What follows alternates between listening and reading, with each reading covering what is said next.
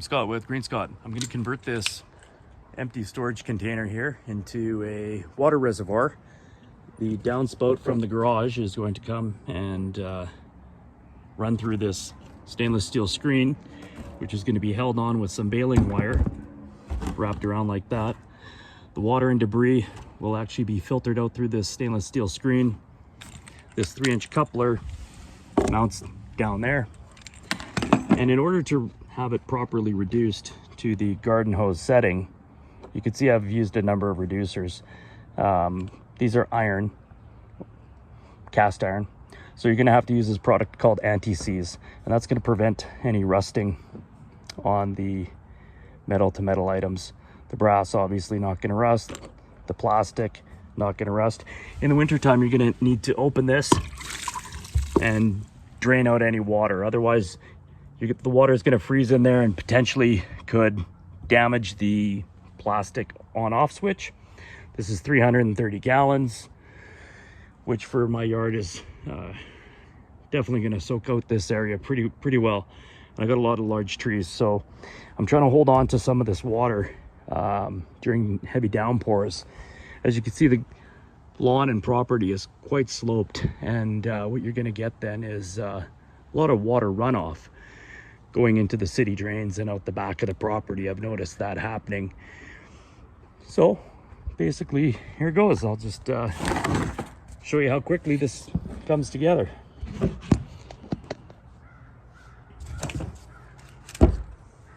Cut yourself a 1-foot section of wire. Oh.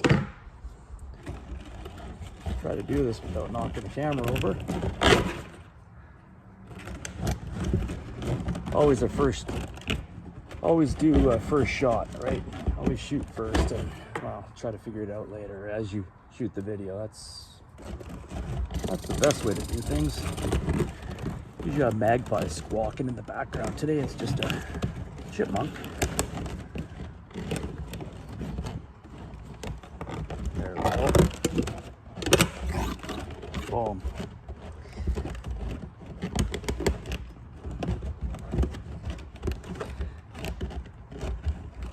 Baling wire is kind of nice. You could probably also use zip ties. I like the baling wire because you could actually really grab these end pieces here, twist it.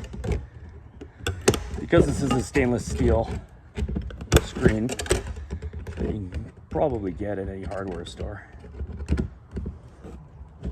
And it's going to resist corrosion. It'll last decades. It'll keep the debris and, most importantly, the mosquitoes out.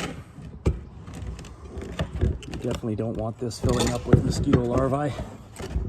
Tuck these away so you don't poke yourself. Now the anti-seize is going to be placed on these joints because they are cast iron. Be pretty liberal with it. You don't want them rusting out. This stuff you will get everywhere. You'll get it all over the outside of the container. You'll get it all over your hands, your face. I think every tradesman knows that this is probably the most annoying product to work with on job sites. You will literally get it everywhere. Done. So basically put these together like this. Now I'm just going to do mine finger tight. That should be fine for now. This then fits into like that.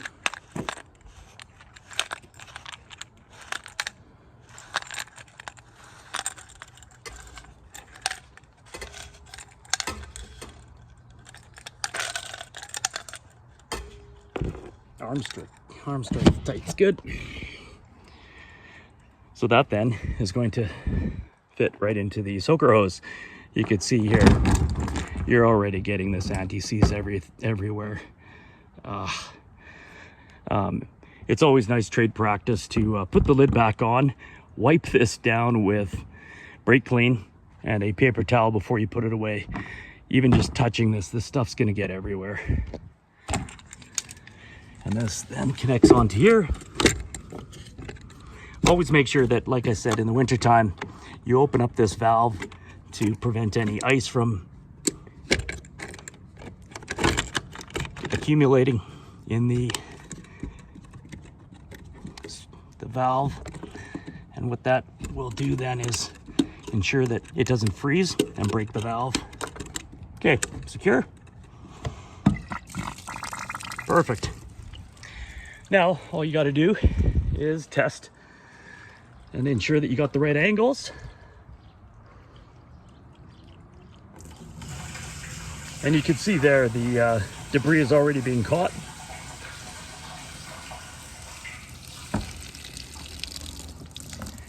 Give a little bit better alignment.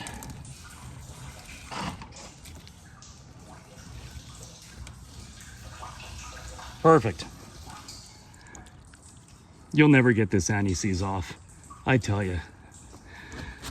So, whatever little debris does go through into the container isn't going to matter too much. These soaker hoses are only $9, and I can't anticipate too much debris going down into there.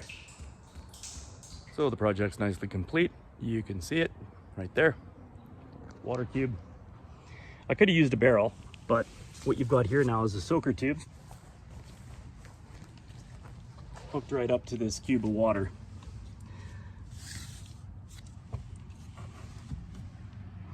Like I said, definitely disconnect this, remove that in the wintertime so you don't have any freeze up.